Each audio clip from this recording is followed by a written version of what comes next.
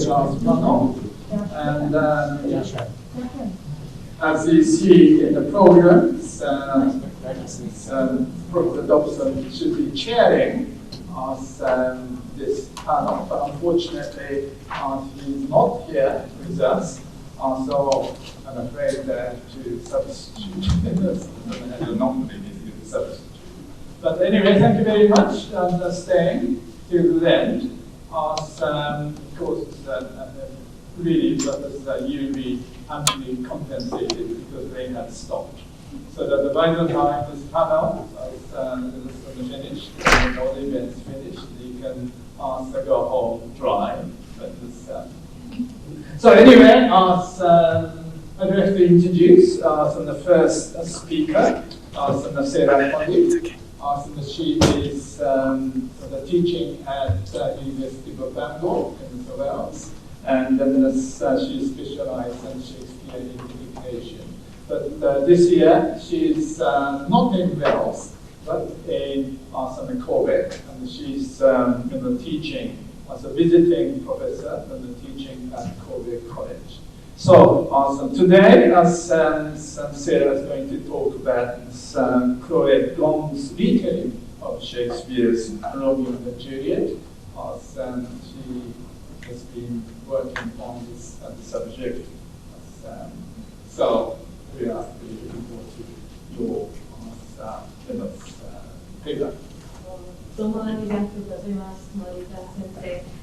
I wanted to just very briefly, in the spirit of thanking Japan for hosting me so wonderfully during this academic year, say briefly some words in Japanese. So, Hajime mashite, makawa o hisashiburi desu ne, Sara oribu desu, Sara to yonde kudasai, Banga daigaku no kyoshi desu, Tokori to gakuin no megumi kai no kyoshi desu ne. I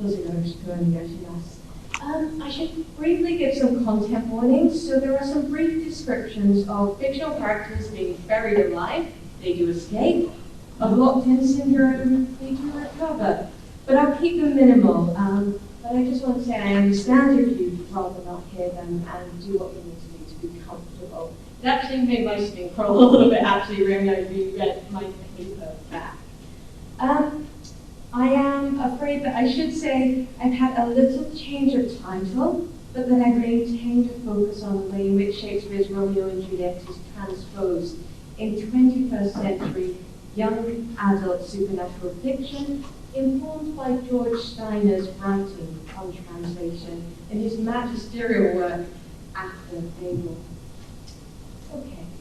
So, previous Shakespearean criticism has established that Shakespeare's Romeo and Juliet offers Gothic authors, directors, and other artists a hospitable topos for their works. In this paper, I use and extend this critical corpus to consider the way in which young adult, hereafter YA, undead novels read and write the Capulet Crypt as a Gothic space. I use the term undead throughout to refer to the fiction I discussed, since although its focus is largely on vampires, some texts additionally include zombies and other revenants. The novels in this paper all belong to a moment of extreme popularity for Romeo and Juliet undead fiction in the early 21st century, and they were written within a few years of each other, from 2008 to 2012. I'm interested in how their American women authors transpose this feature of Shakespeare's play for their imagined audience of young women, demonstrating commonalities in their responses to the Capulet Crypt and its sometime resident Juliet. Those familiar with popular discourses of translation will notice that I understand these authors as taking a target or reader-oriented approach, rather than being source-oriented in their novelistic reworkings. Also, as pursuing a revivification of the source text, described by Steiner as a key function of translation, and of course not Steiner alone. Steiner is summarizing in After Fable a long history of translation theory and practice. And that I've taken up Steiner's invitation in After Fable to consider translation broadly as, for example, including reworking the text temporally within a language group so that it is carried across centuries. Indeed, the idea that dated language, written, spoken, or visual, is an obfuscatory garment cloaking the true forms of thought, to quote Wittgenstein, has a long history in both translation and adaptation theory and practice. The idea fuels notions of translation as lack and loss that our conference organisers cleverly challenged in the title of this event, not to mention the now infamous hashtag. Writers of YA fiction in this paper read Shakespeare as having a Gothic architectural space in mind for the Capulet crypt, perhaps informed from the setting in Verona with its famous medieval old town. Not quite as famous or lovely as Stratford's old town, of course. They also decide that this space requires transposition of the original into a more accessible idiom and cultural milieu, to quote Steiner. I was sure that this doesn't necessarily mean updating the architecture, though it can involve that, but that it can also be a conceptual reframing of the crypt through engagement with Gothic and horror genres, body horror in particular, hence the concept building. So, just checking where I want to come in here. So Friar Lawrence only describes the crypt as an ancient structure, and Juliet echoes his language, calling it a vault, an ancient receptacle, in OED parlance, a space with an arched ceiling and synonym for crypt. She dwells at length on its claustrophobic nature, likewise mentioned by Paris and the Prince. Generally in the play text, however, description of its architectural features is outweighed by allusions to its atmosphere. Yet, the 21st century reincarnations in this paper lavishly construct the medieval or neo-Gothic architecture of the Capulet crypt. Claudia Gable's Romeo and Juliet and Vampires is one installment in a classic mashup series from Harpentine, and I've gone really old school. You notice I don't have slides, but what I do have, because I was thinking we'd probably be in a smaller room, is these very old school flashcards that might just give you a flavour of the covers, which of course, we're not judging the contents of these works by at all. Okay, so I'll flash these up occasionally throughout to help you imagine what I'm talking about. Okay, in this wonderful Romeo and Juliet and Vampires, the Capulets are a powerful, noble vampire clan, opposed by the materially humbler, but nonetheless plausible Montague Slayer family. The action of the play is loosely retold with the heightened premise that interspecies conflict, rather than that of two merely human feuding families, is disturbing society's peace. Claudia Gable, the author, embraces the architecture of medieval Europe as imagined by the 18th century Gothic novel for her work, so the conceptual reframing I mentioned before. The Capulet's crypt here is an ornate structure made of stone or brick with two large steeples and painted icons of vampires hovering over the front door. She additionally provides herself with Friar Lawrence within a monastery, as well as tunnels under the Capulet castle, which lead to torture chambers used by the vampire playboy Tybalt for illicit interspecies sex with human girls. If you're not going to stay for that, I'm not sure what else to do. Laurie Handeland's duology, I'm sorry, slightly smaller images here, Shakespeare Undead and Zombie Island. Totally recommend them as summer reading if you've got any summer reading time left. Offer versions of Romeo and Juliet and The Tempest, respectively. This Will Shakespeare is a vampire. The Juliet figure Kate is a zombie killer trapped in a loveless arranged marriage with an aging spouse, a patriarchal composite of Paris and Lord Capulet, and the nurse is Haitian Lulu. The family crypt in these books owes a debt of gratitude to medieval Italian custom. However, the family has to make do with a materially British building as the heroine narrates. Of late, anything Italian was the rage. My husband had taken the Italian fascination a step further and purchased an ancient vault to use in the Italian manner for a private family tomb. In a further twist, this Juliet figure wakes not in a crypt, but in a wooden coffin on board a boat. She describes how she tried to sit up and encountered resistance. My indrawn breath seemed overly loud, as if the sounds had gone forth and then been thrust back. The jealousy of her husband over her affair with Vampire Will Shakespeare has not abated after her apparent death. Not wanting to leave a place for this bereaved lover to mourn her apparent death, her husband plans to bury her on his newly acquired land in Virginia, not realizing she is merely temporarily unconscious. The Gothic architecture that Kate expects to awaken into is replaced with a frightening experience envisaged by Shakespeare's Juliet and many a Gothic novel, being buried alive. Okay. In Juliet Immortal, next analog slide, one of Stacey J's Juliet characters, Ariel, experiences a similarly alternative crypt when the car in which she's traveling with her Romeo counterparts crashes off the road into a ravine, trapping them inside the vehicle. In the same book, another Juliet character endures a burial alive with more traditional but gothically graphic trappings. She revives in, I quote, "the cool and damp, with the scent of old stone and murder lingering in the air. I still have a body, one with which to feel the press of unforgiving marble. The stone beneath me bruises my spine." Juliet's fear of stifling entombment is realized in these novels, even momentarily. To backtrack briefly, the premise of Jay's duology, Juliet Immortal and Romeo Redeemed, is that Juliet was murdered by Romeo so that he could gain immortality from a supernatural secret society.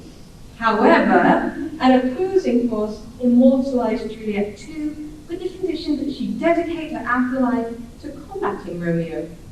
This, Romeo and Juliet find themselves head-to-head, fighting over the outcomes of teenage romantic partnerships at a modern-day Californian high school. Although this Juliet's flashbacks to her former life also transport us to a Capulet crypt housed in a church in medieval Verona. Every case was covered. The Twilight Saga has been popularly identified as a modern Romeo and Juliet text. Its author, Stephanie Meyer, describes loosely basing the second novel in the series, New Moon, on Shakespeare's play. However, the saga dispenses with a crypt for Juliet. There is but a fleeting reference to Dr. Carlisle Cullen visiting a morgue. Bella's external physical imprisonment amounts to occasionally drowning or hospitalization. This paper, however, explores Bella's monstrous confinement with her and Edward's vampire fetus in Breaking Dawn, the fourth and final installment in the series. In the continuities between Shakespeare's Capulet crypt and its reworking in his undead novels, we can see the soil of communal insecurity that James Twitchell argues best grows Gothic horror.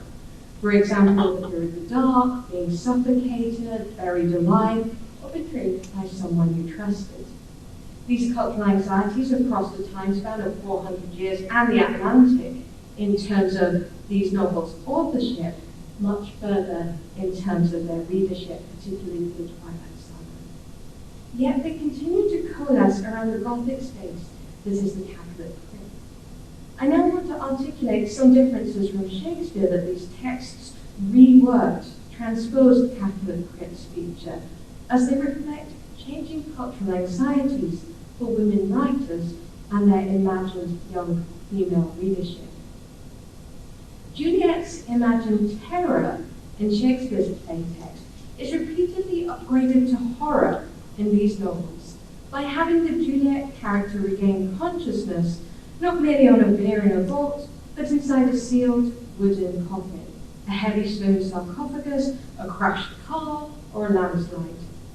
Gerald E. Hogel differentiates between these two Gothic modes as distinctly involving anxious suspense about threats to life, safety, and sanity, think about Juliet's potion speech, versus gross violence of physical and psychological dissolution. Gable's Juliet, so this is Romeo and Juliet and vampires, experiences horrific physical constraint rather than external limitations. The following excerpt is narrated by Gable's Juliet in the tomb as conscious, sighted, and with acute hearing, but unable to physically move or react in any way. She witnessed her nurse unravel at the sight of her seemingly dead body. She was so touched by the nurse's intense and all-encompassing grief that she wanted to break through her trance and hug the woman. I read these books, so you don't have to. Later on, she describes how the clergyman had closed her eyes before he began the proceedings, so all she could do now was hear the whisperings from the other vampires who had come to her funeral to pay their respects. She's frustrated by the loss of sight, in addition to loss of movement, but continues to offset her discomfort against the pleasure she will receive when Miss Floyd reunites her with Romeo. I quote, "The sound of footsteps created a large booming echo inside the crypt. Juliet knew that it was Romeo coming to fetch her. Oh, how she wished that she could move any part of her body. She would have given anything and everything to wake up from this trance and run to her husband." This changes rapidly as she realizes Romeo isn't fully apprised of the situation and as she hears him articulate his intention to commit suicide by her side. Again, I quote, "Juliet let out a blood-curdling scream, and yet there was nothing but silence." Ooh, that word nothing again. These words of misery and hopelessness gave Juliet a new wave of panic. Inside, she was wailing and begging God to spare her husband. If she could open her eyes and mouth, everything would be fine. I've quoted Gable at length, not because I particularly like her prose, but to capture the accreting horror her Juliet experiences in her total loss of voice, unable to move or communicate, yet all the while experiencing and being able to comprehend the threat to Romeo's life. Gable's depiction of her Juliet is reminiscent of descriptions of locked-in syndrome. Those afflicted are paralyzed from head to toe, unable to speak or move, but with their consciousness intact. Think Daddy Bell and the Butterfly. The imprisonment this Juliet experiences is even more harrowing because her motivation for taking the potion was her sense of horror acts and resistance to her body morphing from passively human to recognizably vampiric, signaled by her paling complexion, sharpening teeth, disappearing reflection, and shadow, in a vampiric puberty that must be cemented during a ceremony where she kills a human and consumes their blood. In her Juliet, Gable offers a supernatural analogue for the human adolescent's horror at their uncontrollably changing body. Bella's monstrous pregnancy in Breaking Dawn imprisons and threatens to destroy her from the inside out, writes Morgan Roberts.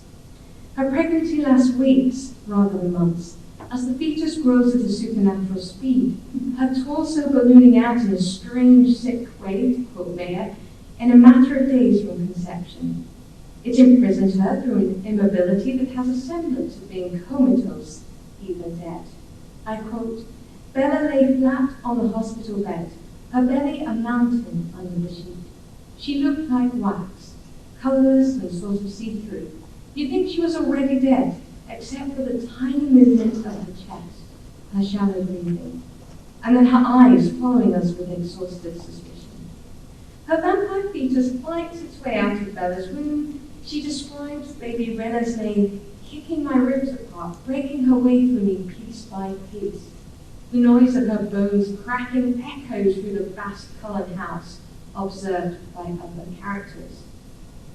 Only when Renesmee has been delivered by caesarean section, Bella transitioning to a vampire, does she regain some control of her body, becoming able, I quote, to twitch my toes and twist my fingers into fists. Human Bella has been transitioned into a vampire by the Cullens to save her dying in this supernatural childbirth. Healing from the traumatic experience and transition process involves her lying perfectly motionless through sedation for weeks, rather than the hours that playtext Juliet endures. On regaining consciousness, Bella is immediately plunged into another struggle for corporeal control as she learns to recognize and master her vampiric desires and powers. Her reward for her sacrificial motherhood is that her vampiric post-maternal body becomes an almost invincible shield. However, her body is still a site that's policed by the patriarchal Cullen family, and to some extent the roles of the Vulturi that govern all vampires. And this is in the analysis of Laura Mulvey-Roberts. Breaking Dawn eschews the Capulet crypt, like Romeo and Juliet and vampires, preferring the body as their Juliet type's confining and distressing space. This novel predates the publication of the others, and given its immense international popularity, has the potential to have influenced their readings of Juliet's Gothic space. I've demonstrated some ways in which the Capulet crypt can be described as a Gothic space or topos. Secondly, I've outlined changes to its representation from the playtext across several novels by authors transposing the story of Romeo and Juliet into young adult fiction. And whilst I kind of jested about some of the writing, I would truly recommend Stacey Jay's Juliet's Immortal and Romeo Redeemed to any of you looking to dip your toes in this particular water, here literally Californian seaside, I think. Her writing is incredible, I think much better than many of the other authors I cite. It's really fascinating. Okay. The most significant departure here is from topos to corpus, from a focus on the crypt as the Gothic space to the bodies of the Juliet figures. Xavier Aldana Reyes argues that the Gothic is always and inherently corporeal. Partly, this corporeality relates to Gothic subjects and objects, such as bodily changes wrought through puberty, aging, and death. The vulnerability of human flesh to attack, particularly from human beings, but also from corporations or institutions. The body that cannot be controlled.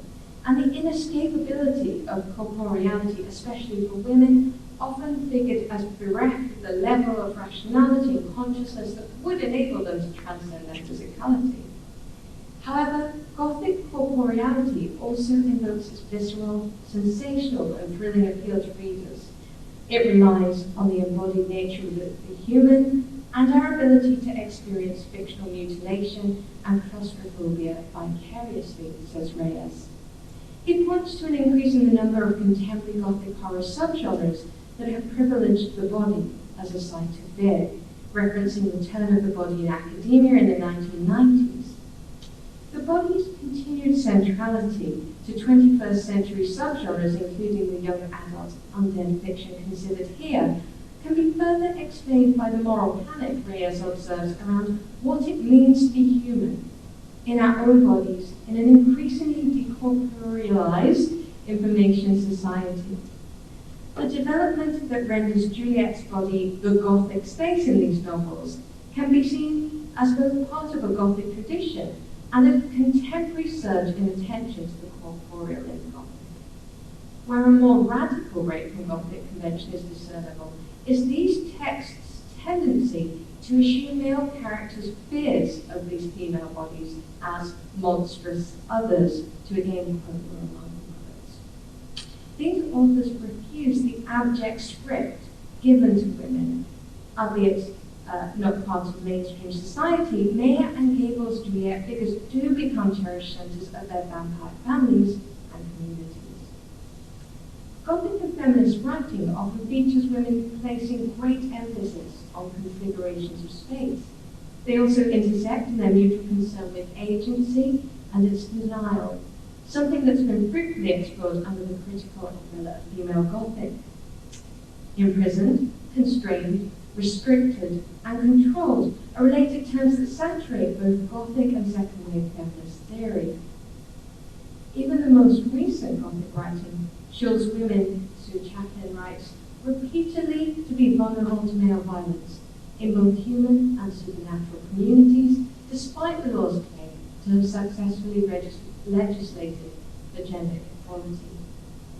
The corporeal turn enacted by these adaptations of Romeo and Juliet simultaneously renews the relatability of female YA Gothic texts, and Shakespeare's play for their target audience of 21st century young women. Readers of these YA fictions are more likely to grapple with quotidian worries about being locked in a body rendered uncooperative by illness, adolescence, pregnancy, or drugs, than about their agency being denied by their physical, symbolically social imprisonment in the male-built, male-owned castles and crypts of 18th century Gothic novels and Shakespeare's 16th century play texts.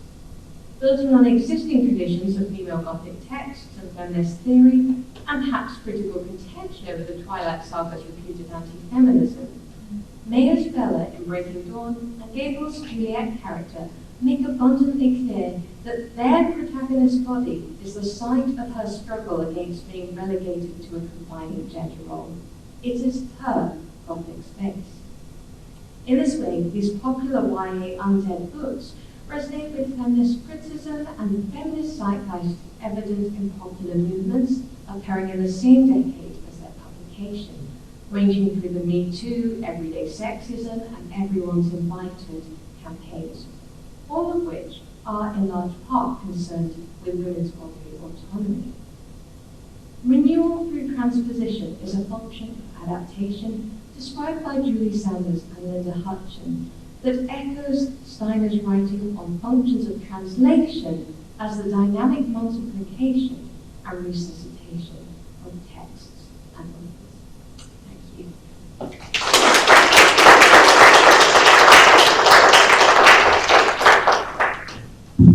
Thank you very much, Sarah. Does anybody have any questions?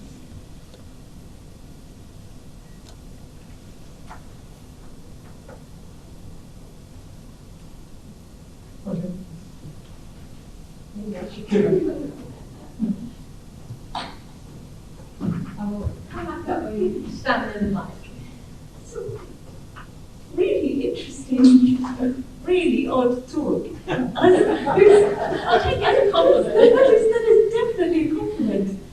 But I guess, are these texts sort of anti-Shakespeare or kind of attacking Shakespeare because they seem so, they seem parodic or they're very unreverential. I'm just trying to get into my head, what are they? And why are they muddling with Shakespeare at all? Why not just tell a vampire story?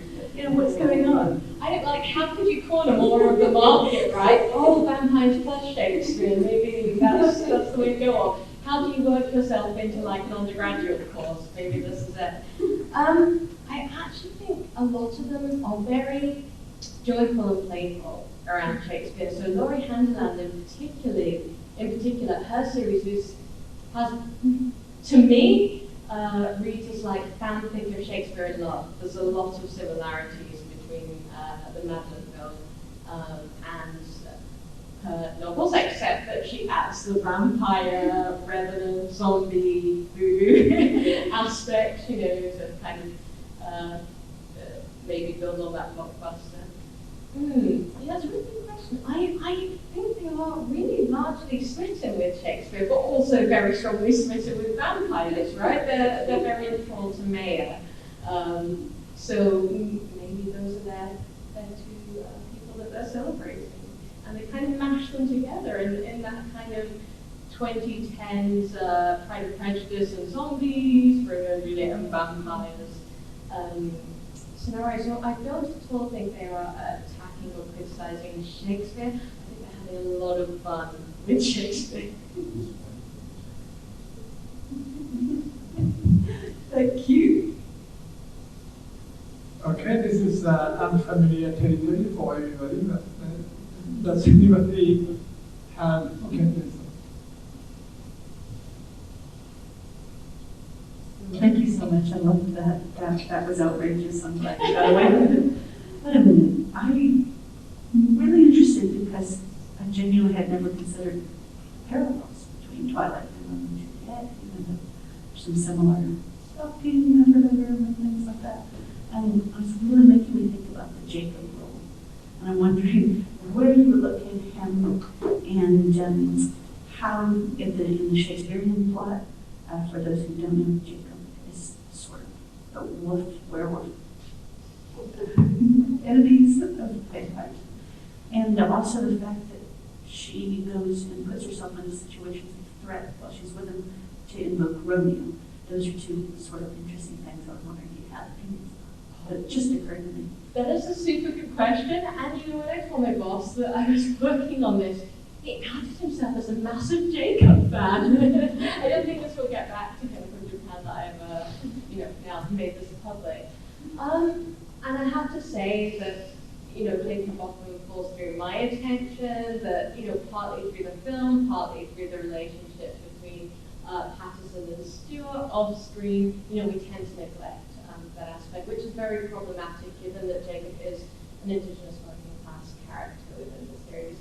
I would say I have to try to kind of understand that within Romeo and Juliet, and that in a way Maya is doing a kind of elusive patchwork, right? So people talk about, I think it's the first Twilight novel being a reworking of Wuthering Heights. They read Shakespeare plays in their English class. There's a lot of celebration of what it is to be a student of English and how kind of sexy that can be.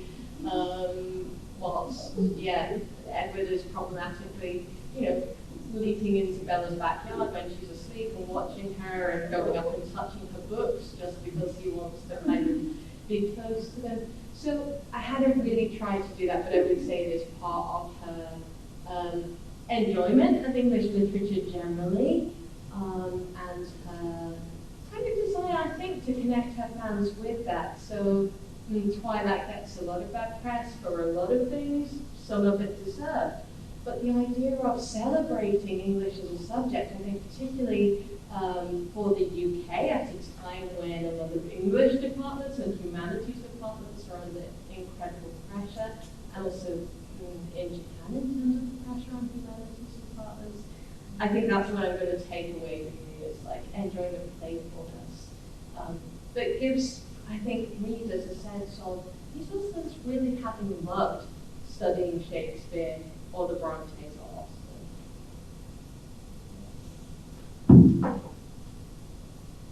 Okay, thank you very much. This is the most entertaining in the paper today. And then I'd like to introduce today's next and the last speaker, Kenta Kato.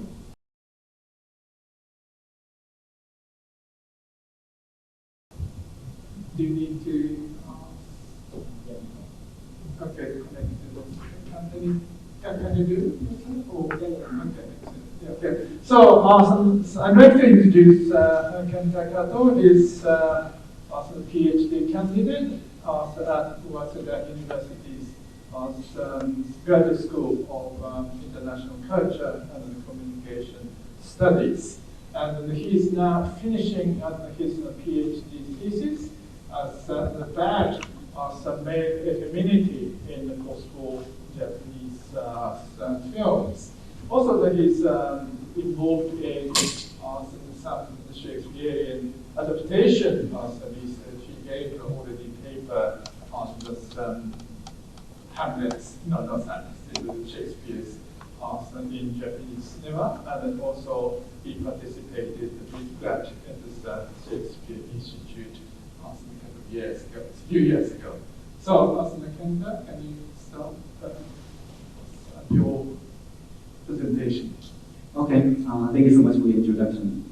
My name is Kenta from Waseda University, and well, I do understand that this is the very final presentation of the day, and the only thing you're thinking about right now is what to have for the dinner and going back to the hotel. So I'll try my best to be as brief as possible.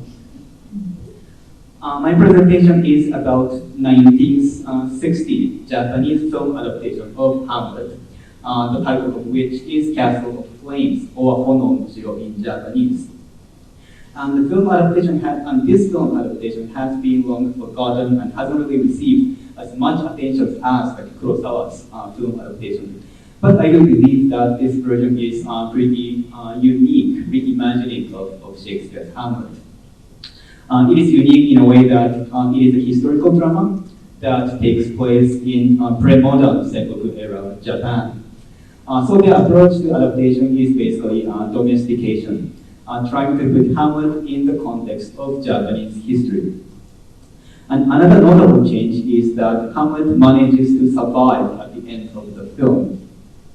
And how the film studio and filmmaker justify Hamlet not ending up being dead is obviously a point of contestation that I'll come back later. I think what's interesting about this adaptation is that it makes us think about the issue of local specificity when we talk about translation and adaptation. So even though the Castle of Flames hasn't really been discussed for a long time, it recently has received some scholarly attention in English language scholarship. And as far as I know, the film is analyzed in these two books. The first one is Hamlet and World Cinema by Mark Thornton Burnett and Samurai Shakespeare by Graham Holderness. And even though their objectives are very different, their approach to this film adaptation is very much similar, which means that they rely on cultural codes and conventions, such as samurai and Buddhism and things like that, to analyze Japanese film adaptations. So for example, Barnett's objective is looking at Hamlet film adaptations around the world to unlock location-specific visions and constructions.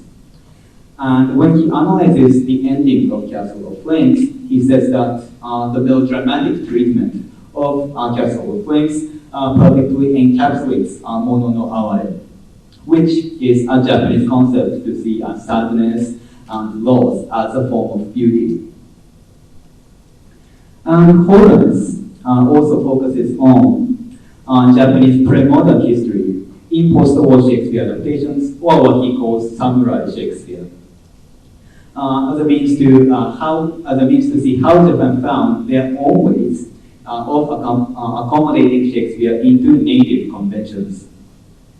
So both of their work takes for granted Japanese rather fixed native elements, local specific visions and constructions by relying on rather cliche cultural references like samurai and mono no Awae and things like that. An objective of my presentation is exactly to problematize this kind of approach.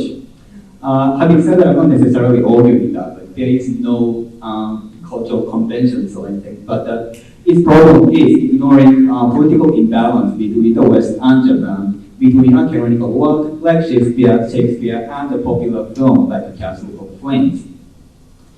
So again, if I could go back to Barnett, his conclusion of Japanese and Chinese Shakespeare film adaptations is that Shakespeare is an integral part of the constitution of modernity in Japan and China.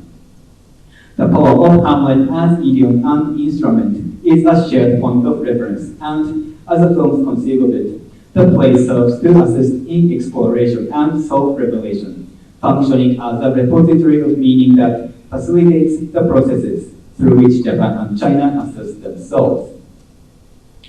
And I think this is the kind of argument that makes me wonder what actual objective of Barnett's book is.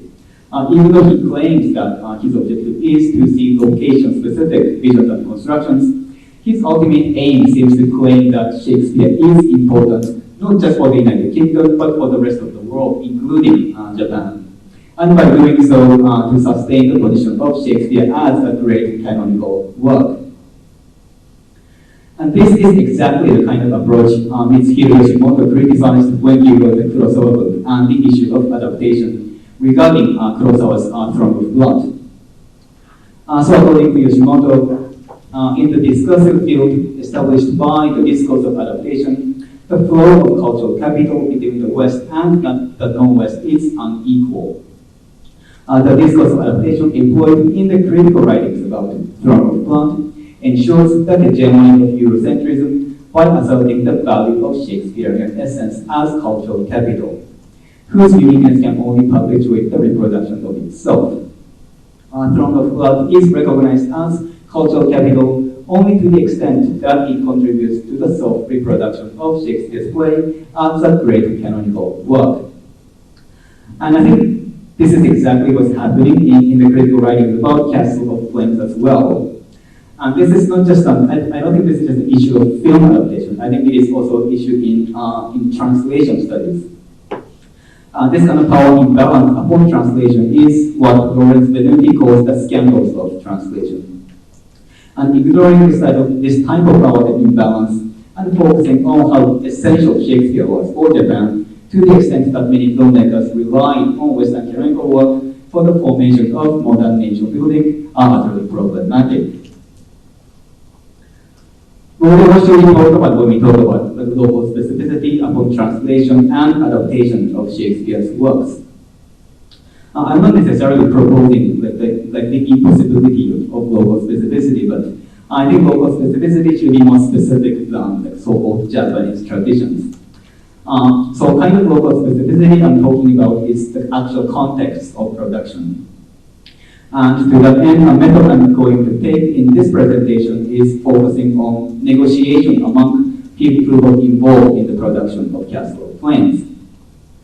So this paper employs André Lefebvre's, excuse my pronunciation, his theory of the role of ideology in the act of translation as a means to draw attention to specific external factors that have impacted the process of adaptation. So according to Lefebvre, there are two systems of constraints that have ideological impact on translation. The first constraint is professionals who contribute to meaning-making of translation, such as critics, teachers, reviewers, and translators. And the second constraint is patronage, like persons or institutions with power. So I think in the case of Castle of Flames, professionals can be those who got involved in the creative process of adaptation, such as screenwriter, director, actors, and film crews, whereas patronage is production and distribution company, the Toei Studio. And especially this paper focuses on the power dynamics between the Toei Studio and the director, Taikato, in relation to the star of the film, Hashizo Ogawa, who plays Hamlet / Masato. And it is through the negotiation that made translation and adaptation of Shakespeare's Hamlet the way it is in the film. So let me start with Toei's filmmaking policy and the star image of Ogawa.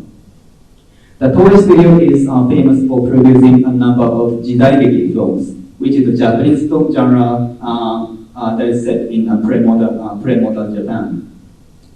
And Toei's jidaigeki is meant to be star-oriented entertainment that every audience can enjoy, with very simplified storyline that rewards good and punishes evil, and with lots of action sequences. And Ogawa was one of the young jidaigeki stars who was especially popular among female audiences because he was very cute. And the star persona of Ogawa is frequently characterized as nimaime. It is a kabuki term which refers to a kind and charming lover with a slight physique. And this is in contrast to another term, tateyaku, an upstanding and ethical hero with a well-developed physique. And as a nimaime star, Ogawa played a very noble, charming, very familiar aristocrat who is very kind enough to serve the commoners. And he was famous for his acting technique called nagashime, which is a saucy glance that is said to have won many audiences' hearts. Having said that, around 1960, when his star image had already established, Ogawa and the Toei Studio attempted to explore a different, more tateyaku-like image of Ogawa. And one example is a 1960 film called Kairoku Bakansen, or just Pirates in English, in which Ogawa appears without wearing any eyebrows, which was actually a very big thing back then, as a means to produce a stronger, more powerful star image. Therefore, for the Toei Studio and Ogawa himself, playing Hamlet was another attempt to get away from very limited image of Ogawa as a very cute, noble, rich prince. So in Castle of Flames, it is possible to see the coexistence of different sides of Ogawa as a movie star, as a noble leader for the commoners, as a romantic partner, and as a very serious, tragic, Hamlet-like character with psychological struggles. Okay, so on the one hand, Hamlet is in line with Okawa's pretty typical star image in the 1950s as a reliable hero for the commoners.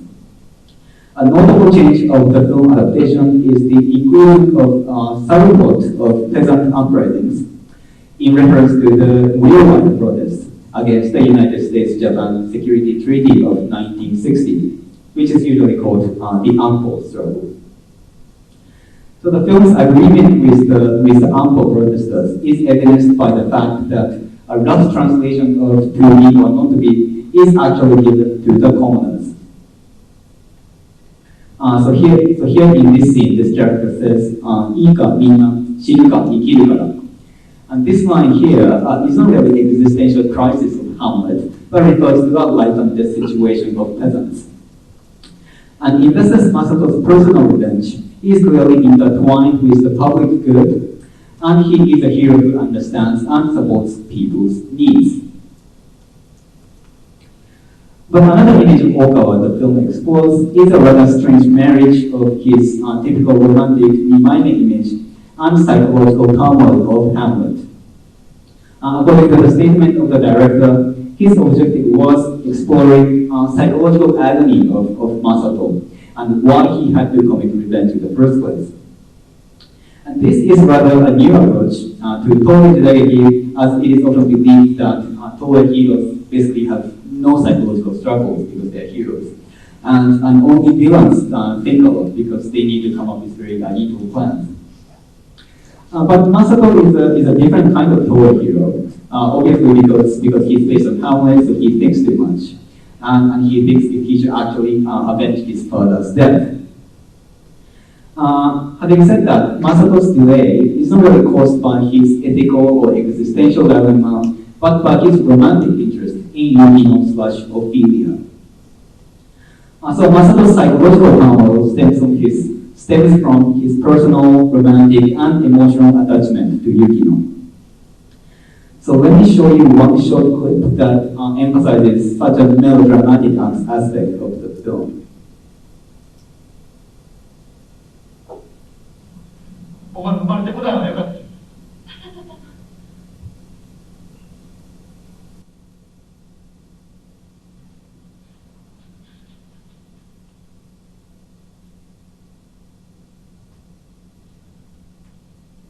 ないのか。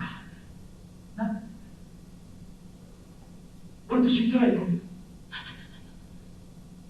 当に気が狂っております。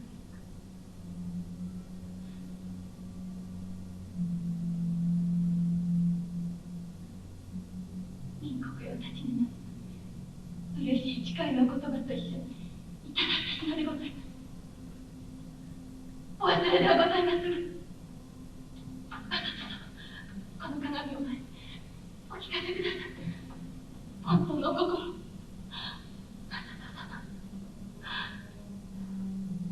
修行するなら相手は会わないと。世の中に高ほど幸せなものはない。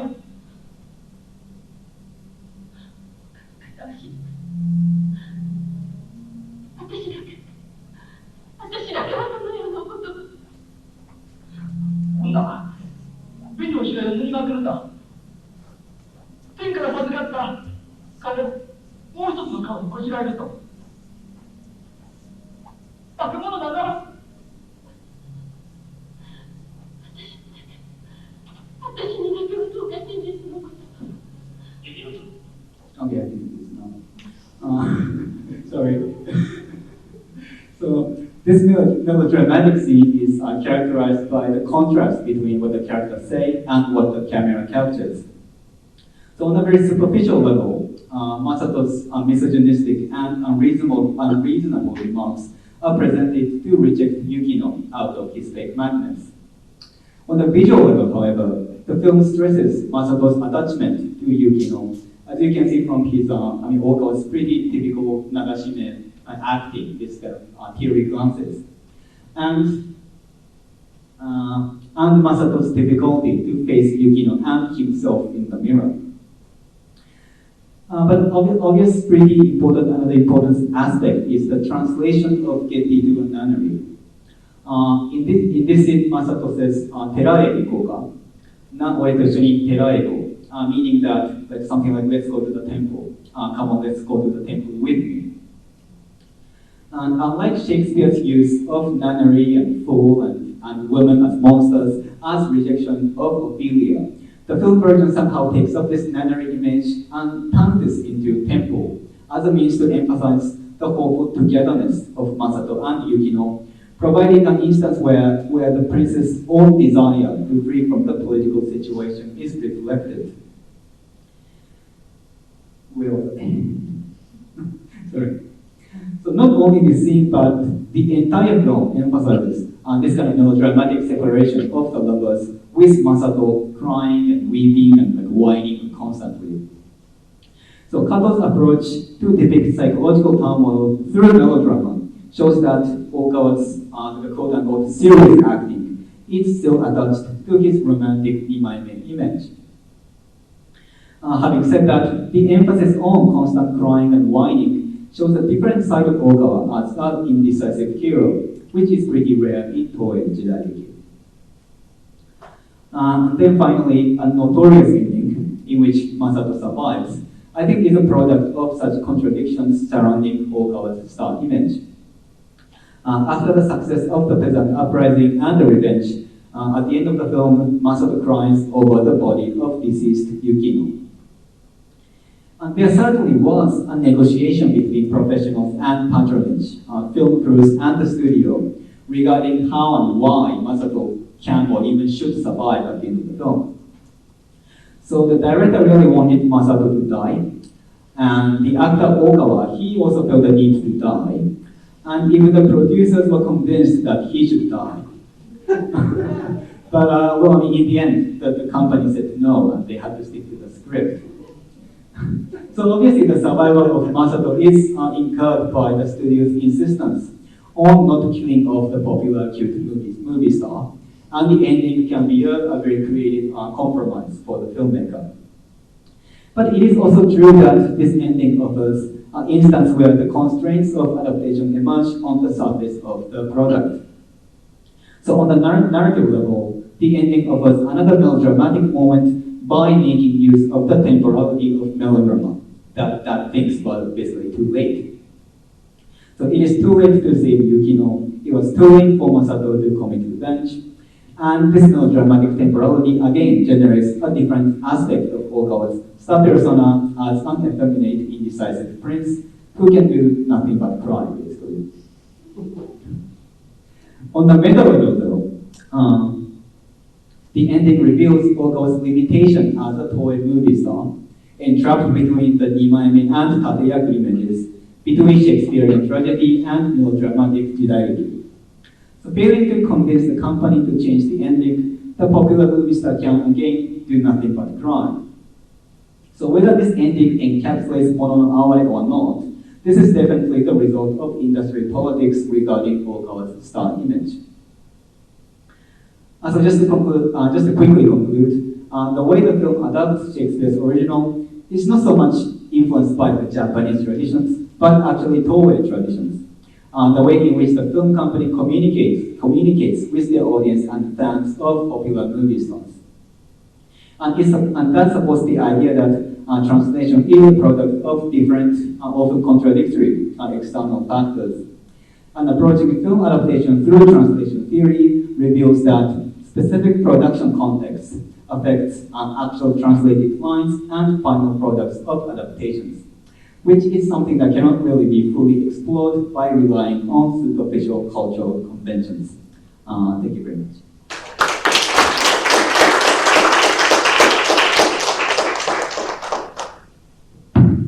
Thank you very much, Kanta. And of course, Shakespeare Institute in Birmingham wanted that the collaboration started in 2016, and the first event was on the Shakespeare film East and West, so that the film adaptations of the Shakespeare started held in 1918, 1917. And then, of course, this pattern is entitled as adaptations and the translations. Of course, there are different degree of the faithfulness to the Shakespeare's text. Of course, in translations, all the translators try to successfully transfer Shakespeare's text to another language as faithfully as possible, but for some adaptation, the films, and then classic novels, and then try to present probably another text, another media, which is very different from the Shakespeare. Anyway, sorry, if anybody wants to ask questions, okay, maybe starting. Okay. Okay, so you come to the father. Okay, thank you. Yeah, again, thank you. I enjoyed your presentation. I just imagine. First, I also, just like the audience there, I don't want so many killings, so many deaths. So they did well by preventing, at least they saved one life. So I was just thinking, don't you think that that could be interpreted as a kind of subversive assault? For example, having read Hamlet, you already imagine that this is what is going to happen to this character. And then at the end, something's different, opposite happen.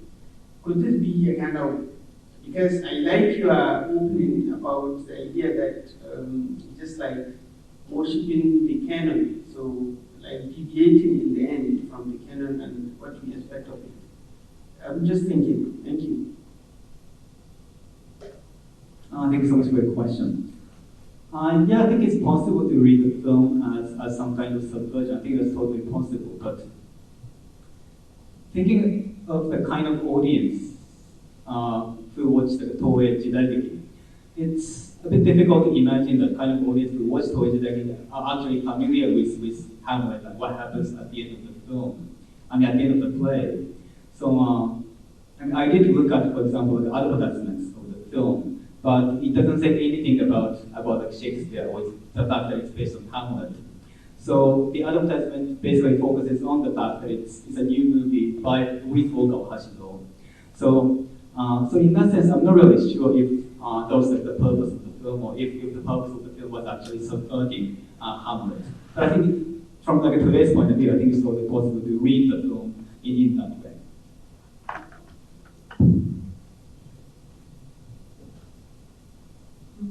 My question follows on quite well from your answer, actually. I'm very fascinated, given that its audience is clearly not people who know much about Shakespeare, that they choose to keep anything at all of the script. Because many adaptations of this kind will choose to just keep the story, but as you showed, there are quite a lot of echoes of Shakespeare's lines being used and changed and sort of actually quite subverted, in fact, the choice to say that let's live the temple together, for instance, suggests maybe not necessarily a deep reading of Shakespeare, but a reading of Shakespeare and a way of using Shakespeare that clearly is, well, I want to ask you, how is that affected by Toei's policy, or is that the director's side of things? Is there some kind of negotiation going on between a more creative adaptation, say the director's desire to have Hamlet die at the end, versus Toei's desire to keep the star actor alive? Maybe the director's desire to make a more faithful, well, not faithful, but more of an adaptation of Shakespeare versus Toei's desire to make a Jidai film.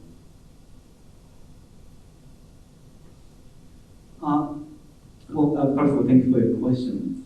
Well, as far as I know, I don't think the studio executives at Toei and even the director Kato Dai were familiar with Hamlet or what it means to adapt Hamlet. And one thing I didn't really talk about in today's presentation is that this Kono no Shiro is actually written by a screenwriter called, a pretty famous screenwriter called Toshio Yasumi, I think, who used to be actually a Russian literature professional. But I guess he couldn't make his living by study motion literature, so he started writing film scripts, and that's how he made money. So, Yasumi did write quite not extensively, but did write a little bit about film adaptations or like the difference between literature and films. So if there's anything creative, or if someone was trying to make something creative out of adapting Shakespeare, it could be Toshio Yasumi's contribution. But well, I did read up a little bit on his contribution, but I couldn't really find anything. This is just my assumption.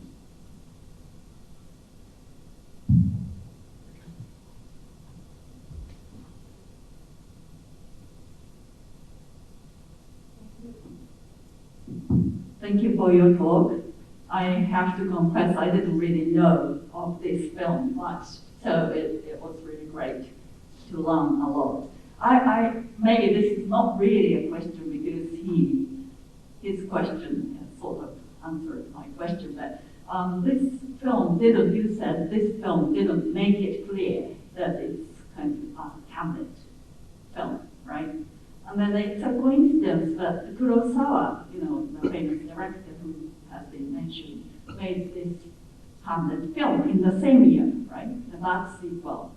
And it also didn't make the connection with Hamlet clear at all. So there is some sort of, I think you can make a great comparison between these two films because the other one, Kurosawa one, is not a Jidai, period piece. It's set in the contemporary Japan at the time, 1960s, and it's a kind of suspense film. But then their sort of attitude to Shakespeare is maybe similar.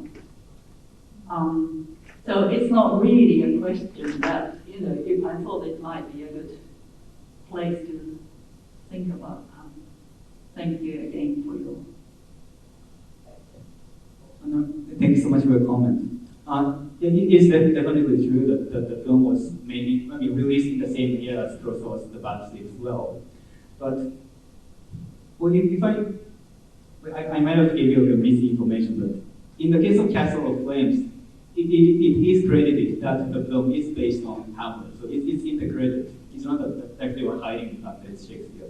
It's just they want actively advertising that this is based on Shakespeare. But it does recognize that it comes from Hamlet. But I think in the case of Kurosawa, I think he didn't even credit that the film is based on Hamlet. So. He didn't want to make the connection clear, at least until the midpoint, because it was a kind of detective suspense drama, and he didn't want the audience to know how it would help. Yeah, I think that's good. Okay, we are already 30 minutes beyond our ending time, but maybe if anybody wants to ask questions, maybe we can take one more. Okay. Can I be really cheeky and just make a tongue-in-cheek comment that I didn't know how our papers would join up, but I'd like to suggest reading Edward as a Nimane character and Jacob as a Tateyaki role. Okay, thank you very much. Right. Okay, so thank you very much, everybody, for staying until the very end of this day 2 of this conference, and then hopefully you can come back tomorrow morning. We are starting earlier than the last 2 days, so we are still more exciting the talks, and then of course in part Trinidad's special talks tomorrow. So please come back early, and then looking forward to seeing you tomorrow. Thank you.